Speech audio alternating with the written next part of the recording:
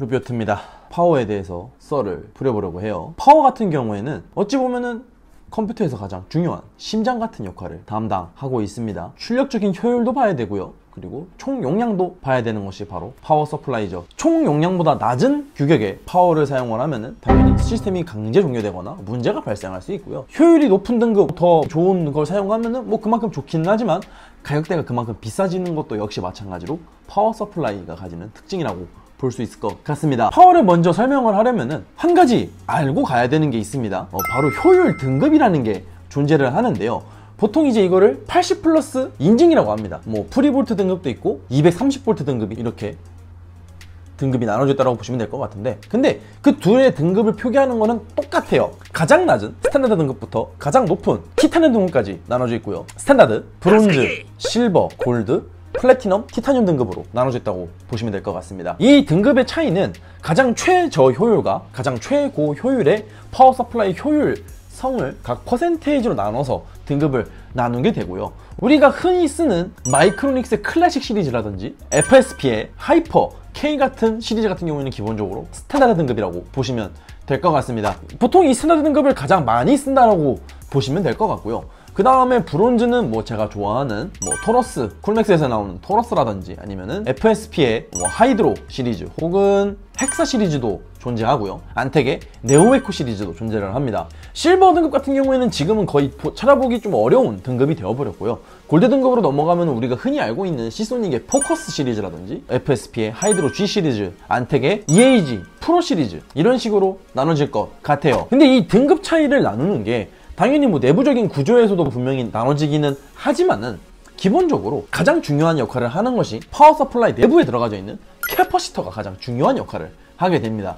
이게 뭐 국산, 대만산, 일본산, 중국산 뭐 여러 가지가 있는데 가장 유명한 거는 니치콘 캐퍼시터라고 보시면 될 것 같아요. 일본산이죠, 말 그대로. 보통 허용 온도를 보게 되는데 한 105도에서 135도 사이 정도가 가장 고급형 캐퍼시터라고 보시면 될 것 같고요. 그 캐퍼시터 하나당 출력률이 높으면 높을수록 좋은 캐퍼시터를 사용하고 있다라고 보면 될 것 같습니다. 그리고 파워에서도 당연히 길이 차이가 좀 나는데 대용량이면 대용량일수록 길이가 긴 제품들이 존재를 합니다. 그 이유는 그만큼 더 큰 팬을 사용을 해서 안에 있는 파워 서플라이의 내부의 발열을 밖으로 빼주는 역할을 하기 때문이지요. 그래서 1000W, 1600W급에서는 200mm 이상의 파워 서플라이들이 존재하는 이유가 됩니다. 예를 들어서 에브가 시리즈의 슈퍼노바 시리즈가 그렇고 쿨러마스터의 와트 시리즈가 그렇고요. 그리고 커세어의 RM 혹은 RX 시리즈가 200mm급 파워 서플라이 길이를 보여주고 있습니다. 보통 우리가 쓰는 파워 서플라이의 규격은 130mm에서 150mm 내외라고 보시면 될 것 같아요. 그리고 이 130mm, 150mm는 거의 정사각형에 가깝습니다. 200mm가 넘어가면은 그냥 길다라고만 보시면 될 것 같아요. 그 이외의 파워 서플라이의 특징으로는 모듈러, 세미 모듈 뭐 이런 식으로 나눠집니다. 근데 이거를 좀 쉽게 설명해 드리면은 내가 원하는 만큼 케이블을 꽂아서 쓸 수 있는가 아닌가의 차이라고 보시면 될 것 같아요.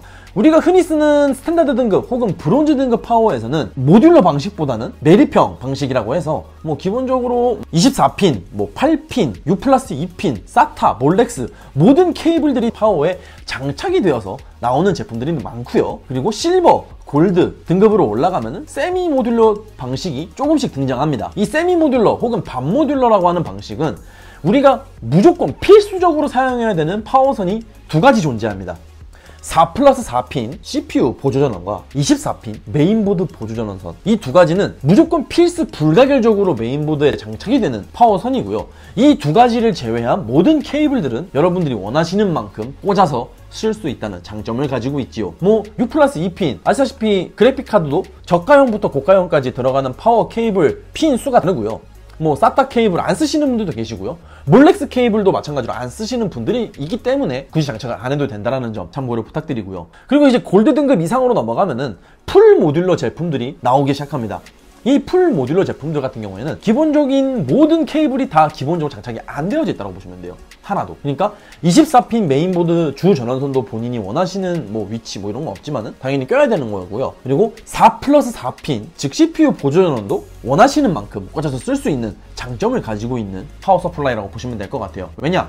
고가형 메인보드, 고가형 CPU를 쓰시는 분들은 메인보드 CPU 보조전원이 8+8핀이 아닌 경우도 있어요. 뭐 8+6핀, 뭐 8+8핀, 뭐 8+4핀 뭐 이렇게 고용량 CPU를 보조할 수 있을 만큼의 메인보드 전원선이 들어가기 때문에 이런 부분은 잘 확인해서 구매를 해주시면 될 것 같아요. 그러면은 모듈러 제품들이, 풀모듈러 제품들, 세무모듈러 제품들이 가지는 장점이 무엇이냐? 그만큼 선정리를 안 해도 된다는 점이에요. 깔끔하게 선정리가 가능하고 안 쓰는 케이블도 모아서 나중에 가지고 있다가 내가 뭐 장비를 추가할 때 그때 다시 빼서 꽂아서 쓸 수 있는 장점을 가지고 있기도 합니다. 그리고 파워 서플라이 같은 경우에는 한 가지 더 중요한 부분이 있다고 생각을 해요.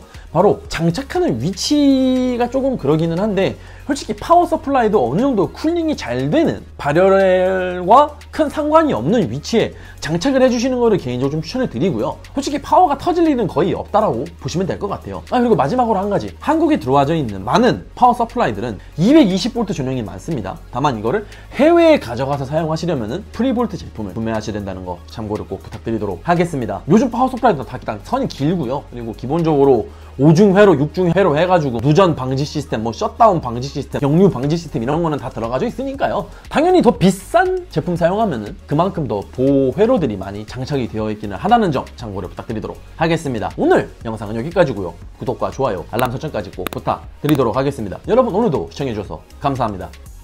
아디오스 끝.